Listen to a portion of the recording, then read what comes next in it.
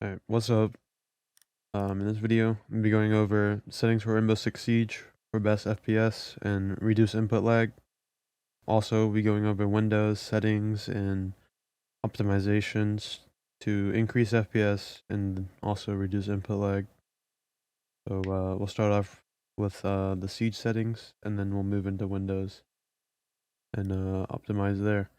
So these settings are just personal preference. You can do whatever you want with this. HUD, same thing, personal preference, whatever you, I'll scroll through it so you can just see.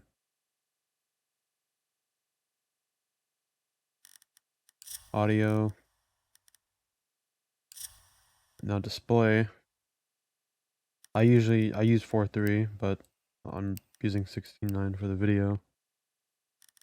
This is just what I use. There's really nothing in here. Turn VSync off, but I'll get into why I have it on later. If you have a G-Sync monitor, I'll get into that later at the end. I'll have something for that. Low latency, on plus boost. You can try having just on. If you have a 100% CPU bound, just have it on. If you don't have 100% CPU usage, turn on plus boost. Texture low, texture filtering linear, LOD high. A lot of people use ultra, but high, the difference between high and ultra are not noticeable at all, and the FPS is an increase. So there's no difference at all, and you get more FPS. Shading low, shadows, I have it on low, but people have it on medium if you want to see character shadows.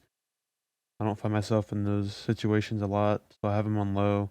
So usually when you get into gunfights with shadows on, when it draws the character shadow, it would lower your FPS mid gunfight. So I just have it off, so I can have that consistent FPS throughout the whole game. Reflections low, VFX low, off, just off, everything off. You don't want any of this on. Controls, this is my sense, armpit on. You might think that's high, but in reality that's like 4.4, I guess, for normal people, but I have my multiplier set to different things, so it's more adjustable. I'll get into DPI and stuff like that later. And that's just whatever there. Alrighty, that's the Rainbow Six Siege settings. I'll get into the Windows settings next. So next up, we'll be going to the video control panel. To get there, you're gonna right click on your desktop. If you're on Windows 10, it should just show like this. But if you're on Windows 11, just hit show more options. I'm gonna hit this, it's gonna open up this, it'll be here. It might be on this, but use this so we can adjust all the settings individually. So it's gonna take you here. Just copy all of this if they're not set, and I'll go through some settings that need to be on. This you want to set to ultra. I have it off for a specific reason. Frame rate limiter, have this off. I'll get into that at the G-Sync part of this video. Monitor technology, just leave that to whatever it's at. It might be on if you have a G-Sync monitor, so leave it at that if you have a G-Sync monitor. Power management, prefer maximum performance. Refresh rate, highest available, obviously. All this, texture filtering, high performance. The red optimization, auto. Virtual sync, I will get into that in the G-Sync part. If you don't have a G-Sync monitor, turn it off. If you do, just put it to use 3D application setting, and then the rest of it should be default. Apply, and everything's good. Come to change resolution real quick, and make sure that you're at the highest refresh rate. Then hit apply. Next up, we'll be going into the window power options. So next up, we're gonna be editing our power plan settings in Windows. So we're gonna come to the search bar. We're gonna search up edit power plan. Plan will be here. Now we're gonna come here. We have power options. Now you'll see this. You'll either see highest performance or ultimate performance. Select ultimate performance if you see it, and high performance if you see that. The highest one available. Next, you're going to come and you're going to hit choose what power buttons do. Should be right here. Where mouse cursor is, right here. Into that. You're going to hit change settings that are currently unavailable. You're going to turn off fast startup. So what fast startup does is it doesn't completely shut down your PC when you shut it down. It keeps your CPU on, and over long periods of time, it can cause unstability within your PC. So I just turn it off. Doesn't really do that much anyways, and you have a stable PC over time. Next, we're gonna turn on game mode. To do that, you just come here, search up game. Game mode. You can hit turn on game mode. You turn it on. You're also gonna go to gaming, go to Xbox game bar, turn that off. Next, we're gonna go to our mouse options. So we come here, mouse settings. I'm gonna come to advanced mouse settings.